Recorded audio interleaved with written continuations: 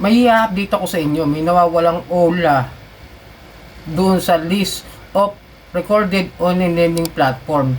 Kasi kanina sinisilip ko po yung update ng SEC as of March 18, 2025 ay inisa-isa ko po kung ano yung mga bagong OLA o kung ano man yung mga OLA na may problema o may mga kaso. So may nawala.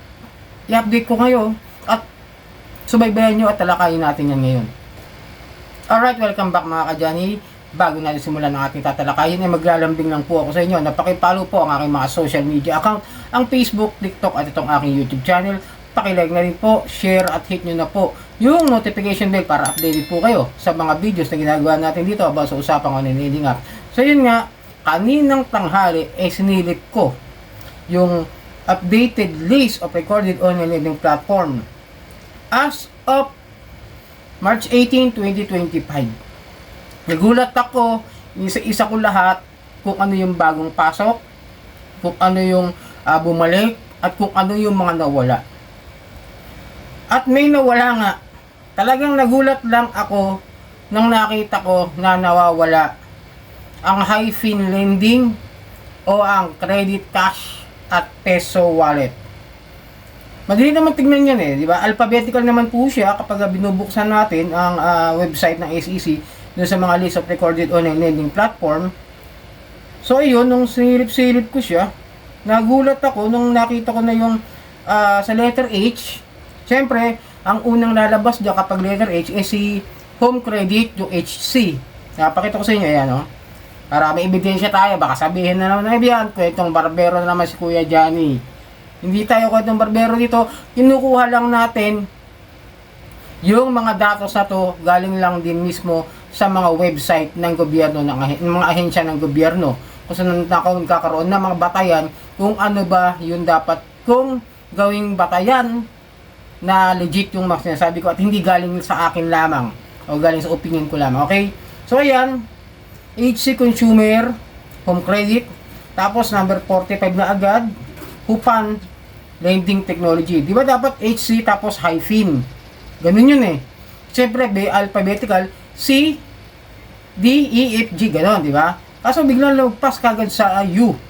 This means, inalis ng SEC sa online lending platform. Pero, I guess, nasa sa lending, sila siguro, nandun sila sa list ng lending companies. Baka ano pa sila. Hindi ko pa nasilip Nagulat lang ako rito, kaya in-update ko lang. Pero, hindi porket nawala sa SEC yan, para sa akin lang naman, hindi porket nawala, revoke na ba yan? May permanent cease and desist order na ba yan? May kaso ba na kinakaharap yan? Para sa akin, syempre, may nakabinding kaso. May kaso talaga na naisampa. Na-dismiss lang yung kaso Sabihin nun, na-dismiss, may mga bagay kasi na dahilan kung bakit na-dismiss yung kaso ng mga OLA. Kagaya na sinabi sa inyo nung nakaraan, dahil sa mga theory ko is yung mga complainant hindi nagpupunta sa mga hearing. Kasi sapat yung ebidensya na nakuha na harassments dito sa credit cash sa peso wallet. Diba nandun pa nga yung mga katibayan ng mga harassment nila doon sa mga computer nila.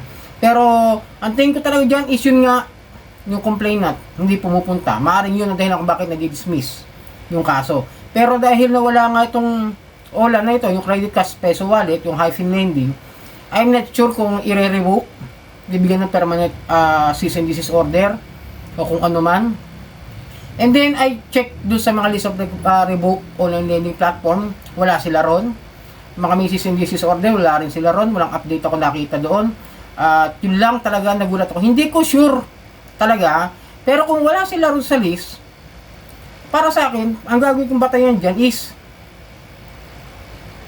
illegal nga ba ang pag-ooperate nitong OLA nito? Dahil nasa Play Store pa rin sila. Tinignan ko kanina sa Play Store, nandun pa rin yung credit cash at yung peso wallet. Okay? Nag-ooperate pa rin. Pero dahil wala nga, medyo nakikurious ako rito. Medyo confusing, di ba?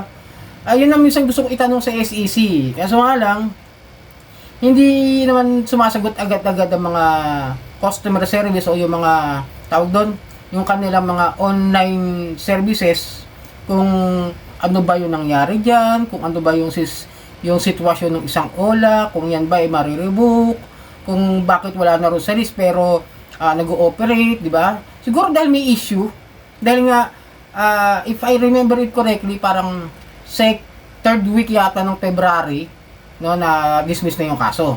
So, nagkausap naman kami ni Ma'am Kikay by the time, na kompleto naman talaga, pero hindi lang niya nasagot talaga kung may mga complainant kasi na dumating doon sa preliminary investigation na sumunod. Tapos, nangyari nga yun nung una, then after that, a week after nung preliminary investigation, na-dismiss na nga yung kaso. At nakalaya na nga yung mga OLA agent na nakadetain doon sa PAOK detention, doon sa Pasay. So yun ngayon medyo, para sa akin sigurado magdidiwang kayo dahil nawawala. Dahil in-update ko kayo ngayon. Pero tinignan ko yung SEC, FB page, wala silang advisory na katulad nung nangyari sa Surticas na nirevoke nila. Siguro naisip ko nga baka pinapile pa lang nila yung revocation ng license nitong credit cash. Ito lang opinion ko lang, baka pinapile na nila yung revocation ng license. Pero hindi ako sure kung makakabalik kasi yung Copperstone nga, di ba? Yung Mocha after a year lang nakabalik na sa pagkaka-revoke yung lisensya, di ba? Yan update ko, andyan pa rin si nung updated list na yan ng SEC. Nandyan pa rin po si Copperstone Lending at talagang naka-display na po sila ngayon at may lisensya na naman. So yun ang masasabi ko lang talaga, medyo confusing ako, curious ako doon sa sitwasyon ni Credit Cash at ni Peso Wallet. Wala kasi katulad yan ni U-Peso, yung nandun yung U-Peso pero yung mga OLA niya, yung Pera Lending, Loan Moto, Pera Poryo, wala rin doon sa list. Ang nandun lang si Peso Q. Kaya medyo para sa akin, confused talaga ako. Kaya medyo nalilito. Ba? Kung kayo medyo magagamitin lang natin yung common sense na lang, medyo magkakaroon kayo ng doubt kung yan ba legal pa ba o hindi. Kasi wala sa list eh. Wala rin ina-advisory ang SEC. Yan ba, nag-ooperate pa rin ba talaga na legal o illegal? At bakit nga ba na rin? Siyempre, dahil may mga reklamo. Di ba? May mga harassments na ginawa. Unfair debt collection practices. Yung interest na sobrang paglalaki-laki. Mga kung ano-ano. Mga paglabag sa data privacy. O kontakin yung mga kung sino-sino hindi naman contact reference o guarantor ng mga borrower. Di po ba? Yun pa lang medyo malaki na yung mga paglabag nila sa batas. Kaya medyo siguro makuha kayo ngayon dahil nawawala yung credit cash at yung peso wallet doon sa list ng SEC, recorded online lending platform. Kahit ako, nagulat talaga. I'm shocked ako. Kaya pa ko, parang may kulang. Parang meron ako hindi makitang OLA na familiar sa akin. Yung pala, kaya pala hindi ako mapalagay kanina. Ang gagawin ko kasing update talaga ngayon mga kadyan is mag-update ako ng list of recorded online lending platform hanggang sa napansin ko nga talagang wala. Yun nga, kayo may utang kayo ngayon dyan, screenshot nyo na lang yung SEC website na yan, tapos pakita nyo wala sila.